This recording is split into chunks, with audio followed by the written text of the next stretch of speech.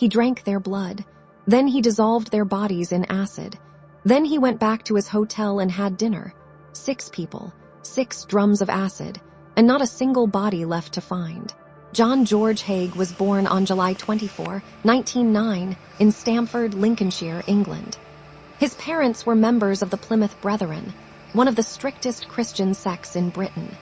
No radio, no newspapers, no friends from outside, just the Bible, 4 walls, and silence. The world was evil, his parents said. John believed them. He was a gifted child. Scholarship to Wakefield Grammar School, choir singer at the cathedral. Teachers loved him. Neighbors trusted him, but something inside him was rotting quietly. He claimed later that as a child he had recurring nightmares. A forest of crucifixes, all dripping blood. A figure holding out a cup, telling him to drink. Whether it was real or a lie crafted for a jury, only Haigh knew. What is certain is this. By the time he became a man, John Haigh had 2 faces, one for the world, one for the dark. He drifted into fraud in his 20s. Forged checks, small cons, 3 convictions, 3 prison sentences, but prison did not break him. It built him. He studied law inside those walls. He read chemistry. He asked careful questions about forensic science, about how bodies are found, how evidence is traced, how murders are solved. He was building a method. His theory was simple. No body, no crime, he was wrong. But it would take 5 years and 6 victims before anyone proved it. By the early 1940s, Haigh had moved to London. He rented a basement workshop on Gloucester Road. He told people he was an engineer. He wore good suits. He spoke well. He frequented the Onslow Court Hotel in South Kensington, a quiet, comfortable hotel full of wealthy elderly residents living out their final years in peace. He sat with them at dinner. He listened to their stories. He made them feel seen. Then he made them disappear. In September 1944, he invited Donald McSwan, a young man he had known before the war, to his workshop. He struck him over the head. He knelt down. He drained Donald's blood into a cup and drank it. Then he lowered the body into a steel drum filled with sulfuric acid and walked away. He came back days later. Only sludge remained. He poured it into the ground behind the workshop. Donald McSwan was gone. Completely. Permanently. Haigh then wrote letters to Donald's parents, forged, in Donald's handwriting, explaining that their son had gone into hiding to avoid military conscription. The parents believed it completely. A year later, he killed them too. William and Amy McSwan, same workshop, same drum, same acid, same method. He drained their blood. He dissolved their bodies. Then he forged their signatures, transferred their properties into his own name, and sold everything. He made over £4,000. He spent every penny. Fine restaurants, horse racing, gambling tables. The money burned through his hands in months. By 1947, he was desperate again. He found Dr. Archibald Henderson and his wife Rosalie through a property advertisement. Months of friendship, dinner together, laughter, trust. He took them to his new workshop in Crawley, Sussex, larger, more isolated, better equipped. He shot Archibald first, then Rosalie. He drank their blood. He dissolved both bodies. He sold their properties and walked away with nearly £8,000. Gone in months. Again.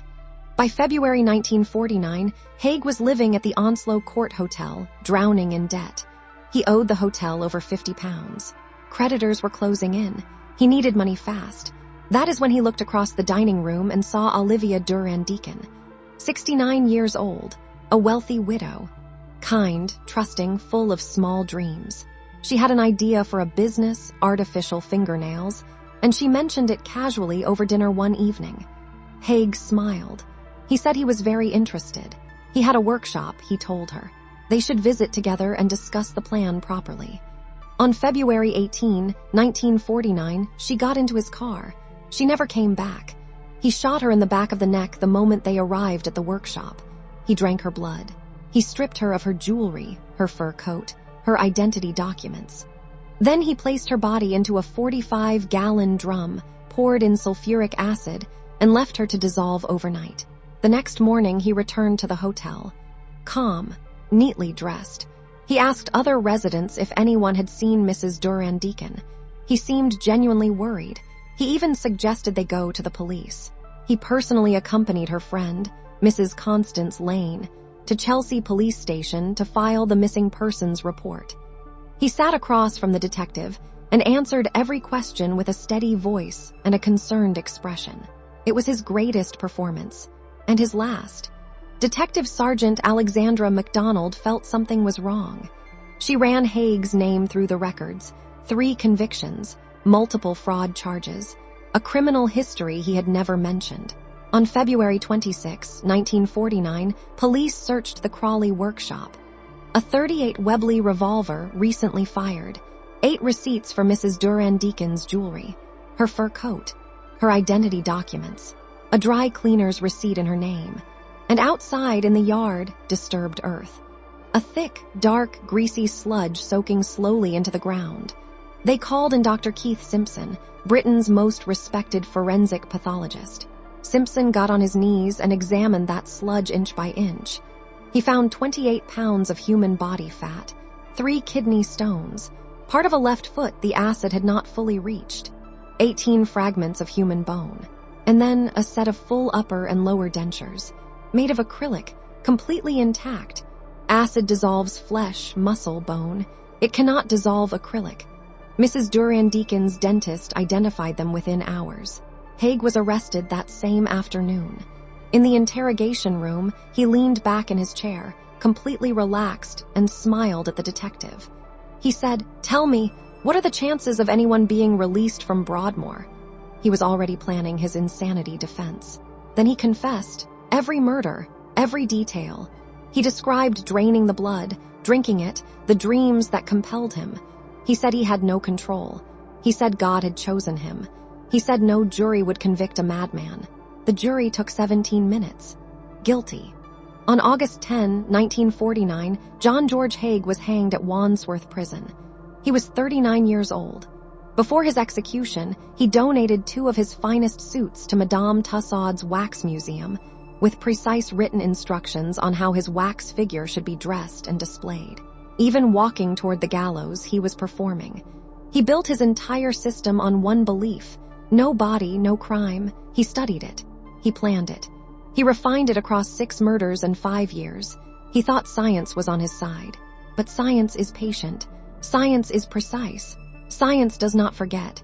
A 69-year-old woman was dissolved in acid in a rural workshop in Sussex. Her flesh was gone. Her bones were fragments. Her face had ceased to exist. But her dentures remained, perfectly intact, sitting in the sludge like a quiet witness waiting to speak. One small piece of acrylic. That is all it took. That is the truth about evil. No matter how carefully it erases its tracks, something always remains. Something always speaks. Something always gives you away. Goodbye for now, and I will see you very soon in our next story. Until then, stay safe, stay aware, and never forget crime never wins in the end.